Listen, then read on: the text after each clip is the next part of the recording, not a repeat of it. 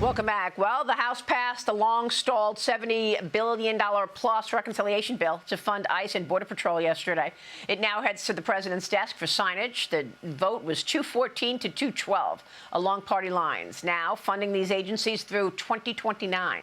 House Republicans are looking ahead now to a potential third reconciliation package, which would be a follow-up to last summer's One Big Beautiful Bill. Senate Majority Leader John Thune told me if that bill is pursued, it would largely be defense spending. House Ways and Means Committee Chairman Jason Smith, however, warned that he will not support another reconciliation bill if it does not contain any tax provisions. He told me here last month that getting a third package across the finish line would be extremely difficult. Joining me now is Georgia Congressman Buddy Carter. He's a member of the House Budget Committee. Congressman, what do you think? Do you think now that this has passed the House, you can, in fact, focus on a third reconciliation package and get it over the finish line? Well, I certainly hope we can, and I feel like we can if we have the determination to do that, and I think we do.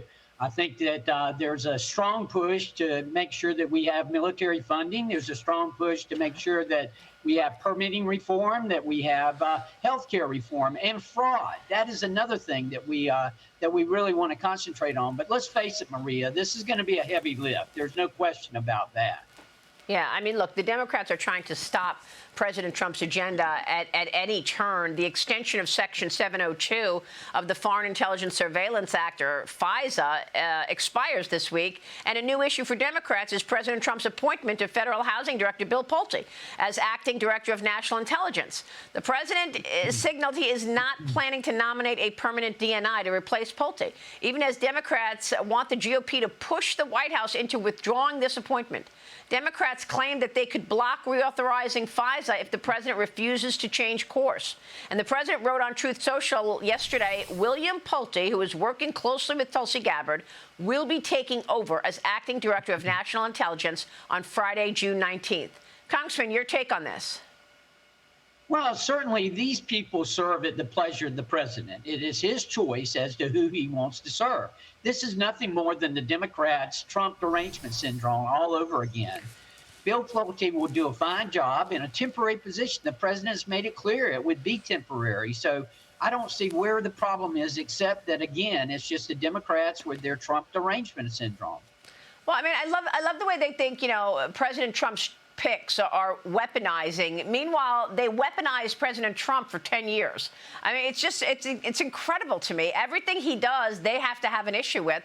Some Capitol Hill Republicans, meanwhile, are stepping forward, rebuking parts of the Trump agenda, including coming out in favor of limiting the president's war powers, rejecting $1 billion to fund the White House ballroom, and forcing the Justice Department to drop the $1.8 billion anti-weaponization fund, Congressman. All of this ahead of the November midterm elections. Do you think Republicans are united going into the elections?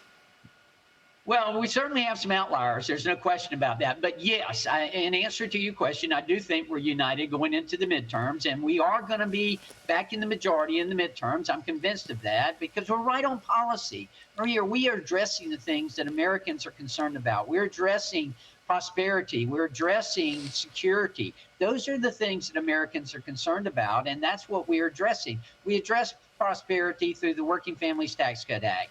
The average tax refund has increased almost 10%.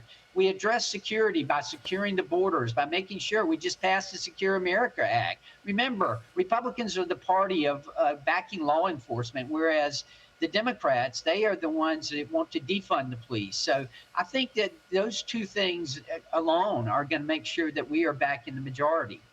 Yeah, you know, there is increasing positive feelings about the House holding on to the majority. You know, yesterday, Kellyanne Conway was with me, and she and I were talking about this. It feels like just the notion of who's out there running is a reason to believe the House keeps the majority on the Republican side, because there are some very dramatic, extreme candidates, Congressman. So when you say you've kept promises, you're delivering for what the American people want, that's one issue. But Jonathan Fahey, jump in here and talk to us about who else is out there, because when you actually compare the candidates, you know, and you look at what we're talking about on the Democrat side, I don't know. I don't think this is going to be a traditional midterm elections where, you know, the House has to lose the majority, which is typical.